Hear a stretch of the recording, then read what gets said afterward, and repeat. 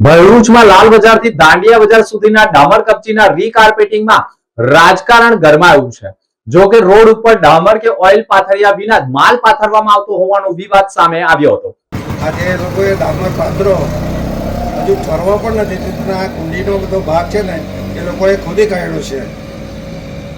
અમારે હાજર હતા, કીધું કે તમે ઠરવા દો, તમે તો પણ ચેમ્બરનું બધું આખું ખોદી કાઢેલું છે।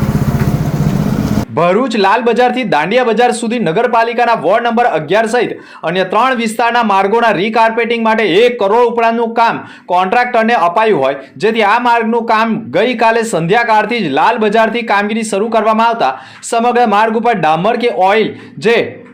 તળિયા નીચે નાખી તેની ઉપર ડામર કપચીનું મટીરિયલ પાથરવાનું હોય તેમ ન કરીને ડમ્પરમાં તૈયાર મટીરિયલ લાવી માર્ગ ઉપર પાથરી તેની ઉપર જ રોડ રોલર ફેરવી રોડ તૈયાર થતો હોય અને સ્થાનિક કોર્પોરેટરો પણ હાજર ન રહેતા હોય તેવા વાયરલ વિડીયો બાદ સ્થાનિક રહીશ ધવલ કનોજિયાએ માર્ગ બનાવવામાં ગોબાચારી થતી હોય, મટીરિયલની ગુણવત્તા સામે સવાલો ઊભા કરી રોડ ગુણવત્તાયુક્ત ન બનાવતા હોય અને ધૂળની ડમડી ઉપર જ માલ પાથરી ગોબાચારીવાળું કામ થતું હોવાના આક્ષેપ સાથે માર્ગ બન્યો તેની ગણતરીની મિનિટમાં જ હાથથી જ પોપડા ઉખડતા હોય, જેથી માર્ગ વધુ ટકી શકે તેમ ન હોવાના આક્ષેપ કરતા સમગ્ર વિડીયો પણ સોશિયલ મીડિયા ઉપર વાયરલ થતા જ કોન્ટ્રાક્ટરના બચાવ અને સ્થાનિક નગરસેવકો મેદાનમાં ઉતર્યા હતા। જો કે આ માર્ગ ગુણવત્તાયુક્ત બનતો હોય પરંતુ રાજકીય રંગ ખાટવા માટે ધવલ કનોજિયા બની ગયેલા માર્ગના પોપડા ઉખાડતા હોય અને માર્ગ તૈયાર થવા પછી તેને થોડા સમય સુકાવા દેવો પડે અને ત્યારબાદ જ માર્ગ કેટલો ફિટનેસ વાળો બન્યો છે તે જોવું જોઈએ તેમ નગરપાલિકાના ચીફ ઓફિસર હરેશ અગ્રવાલે ઘટના સ્થળે પહોંચી અને સ્થાનિક નગરસેવકોને માર્ગ ગુણવત્તાવાળો બને છે તેમ સ્થાનિક લોકોને ઊભા કરી વિડીયો બનાવી સોશિયલ મીડિયા પર વાયરલ કરતા જ અને ચીફ ઓફિસરની આજુબાજુમાં પણ સ્થાનિક નગરસેવકો ઊભા કરી માર્ગ ગુણવત્તાયુક્ત બની રહ્યો હોવાનું કહી રહ્યા છે અને આ બાબતે ચીફ ઓફિસરે પણ પોતાની પ્રતિક્રિયા રજૂ કરી છે। ગઈકાલે રાત્રે આ દાંડિયા બજારવાળા ડામર રોડનું કામ કરવામાં આવેલ છે। ગઈકાલે રાત્રે આ રોડનું કામ બરાબર નથી થયું અને એની પોપડી ઉખડે છે એ પ્રમાણેનો વિડીયો બનાવી કોઈએ મૂકેલ છે। આજરોજ આ વોર્ડના કોર્પોરેટર તેમજ સ્થાનિક રહીશોને સાથે રાખી અને વોર્ડની આ રોડની ચકાસણી કરવામાં આવેલ છે। ગઈકાલનો વિડીયો જોતાં જે કોઈ ઈસમે આ કૃત્ય કરેલ છે એમાં ડામરના ચાલુ કામગીરીની અંદર ઉખાડવાનો પ્રયત્ન કરવામાં આવેલ છે। ડામરને સેટલ થવા દીધેલ નથી અને જે જગ્યાએથી ઉખાડેલ છે એ જગ્યાએ નીચે ગટરની ચેમ્બર છે એના કારણે ત્યાં પૂરું બાકી રાખવામાં આવેલ હતું, એ જગ્યાએથી ઉખાડેલ છે જે ખરેખર યોગ્ય ના કહી શકાય। આ ડામરનો રોડ છે એનું પૂરેપૂરું ચેકિંગ એના મટીરિયલની જે છે ટેસ્ટિંગ એ બધું થતું હોય છે અને ગુણવત્તાયુક્ત કામગીરી થાય માટે નગરપાલિકા પૂરેપૂરો પ્રયત્ન કરતી જ હોય છે। હજી પણ આનું ટેસ્ટિંગ કરાવવામાં આવશે અને કંઈ એવું લાગશે તો 100% પગલાં લેવામાં આવશે, પણ પ્રાથમિક દ્રષ્ટિએ જે છે એ સમજ્યા વગર જે ડામર ઉખાડવામાં આવેલ હોય એવું જણાય।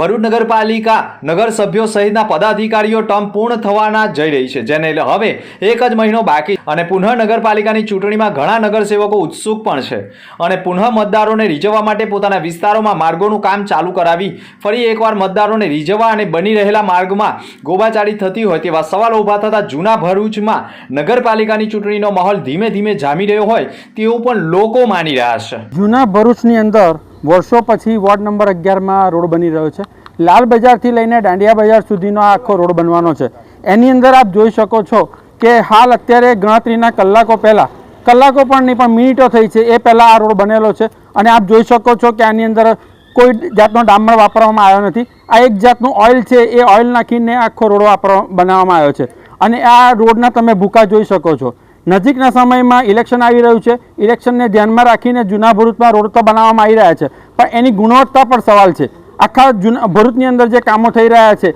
એ આનંદ ફાનંદમાં ઇલેક્શનને ધ્યાનમાં રાખીને કામો થઈ રહ્યા છે અને એ કામોની અંદર કોન્ટ્રાક્ટરોને ફાયદો થાય એવી બધી જોગવાઈઓ કરવામાં આવેલી છે અને આપ તમે જોઈ શકો છો મારી નજરની સામે આ બધા જે પોપડા અમે કાઢ્યા છે એ બધા જ પોપડા ચાલુની અંદર તમે જોઈ શકો છો કે કેવા પોપડા નીકળે છે આની અંદરથી। આ જુઓ તમે, આ બધા પોપડા નીકળે છે એટલે આની જે ગુણવત્તા છે એની ઉપર બધા સવાલો ઊભા કરવામાં આવ્યા છે અને સવાલો થાય છે કે આ હલકી કક્ષાનું જે મટીરિયલ વાપરવામાં આવ્યું છે એ આવનારા વર્ષોમાં કેટલું ટકશે અને આની જે લોકોને વાપરવા માટેનો રોડ છે એ કેટલા વર્ષ સુધી, કેટલા મહિનાઓ સુધી કે કેટલા દિવસો સુધી ટકશે એ એક સવાલ છે.